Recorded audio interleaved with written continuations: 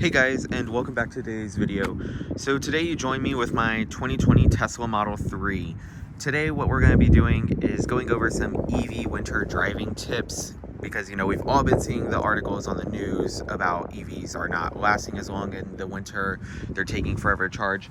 So I'm really just here to hopefully end some of that, at least put some light onto some of it, give you a better understanding. So here are just some good overall tips on how to drive your EV for the most efficient driving in the winter and how to more effectively track your range, because I think that's the biggest thing that people are falling off on, is they're not tracking their range how they probably should. So let's just jump right into the vehicle and get started. Okay, tip number one is probably going to be driving in percentage.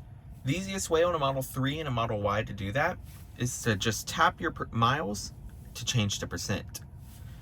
On a Model S or Model X, the easiest way to do that, and the only way to do that actually, is Controls, Display, and scroll all the way down to where you see Energy Display. It'll be on distance, just change it to percent. Percent's going to give you a lot more detail into how you're actually driving in the moment, I would say, because this number is going to be pretty hard to manage because so much affects this number right here. So driving in percent is going to be a lot easier than driving in miles. So tip number two is probably going to be using your energy graph. Using your energy graph is going to give you a lot more direction on how you've been driving. So right here, the green one is your energy. It's a simple energy graph.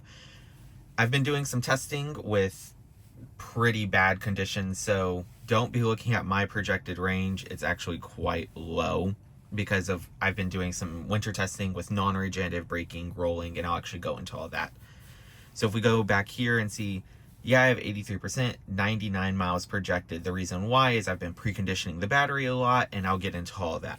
But this right here is going to give you the most accurate driving information for your past 5, 15, and 30 miles of driving.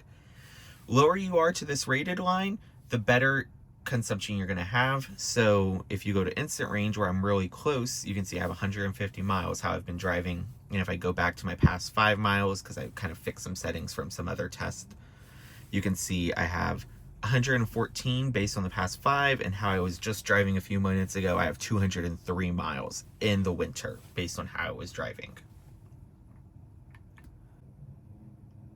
Tip number 3 for EV winter driving is using regenerative braking as much as possible. Like I discussed earlier, I was not using regenerative braking at all right there until I just turned it on right there. So on your energy graph right here, it actually will show you when you're being the most efficient when driving. So green means that I actually put energy back into the battery, and orange means I was burning energy from the battery. How to check if you're actually on regenerative braking and to see if you're optimal, the easiest way to do it is Controls, Pedals and Steering, and right there is regenerative braking. You're going to want to put that in standard. That's going to use the top level regenerative braking to be able to pull as much energy back into the battery. Another thing is creep and roll. Those are super inefficient because they're not using your vehicle's maximum ability to use regenerative braking. So I always drive in standard regen and hold for my stopping mode. And our Teslas, they're super intuitive. It even tells you maximize range by extending regenerative braking to lower speeds, and automatically blends brakes to hold the vehicle at a stop. So that's basically telling you that's how you're going to get the most regenerative braking out of your trip. Tip number 4, making sure your tires are properly inflated. The easiest way to find out: Controls, Service. That will show you your front and rear tires and what Tesla recommends them be inflated to. For my build, Tesla's recommending 45 PSI all the way around. Another good thing to check out is your tire service mileage.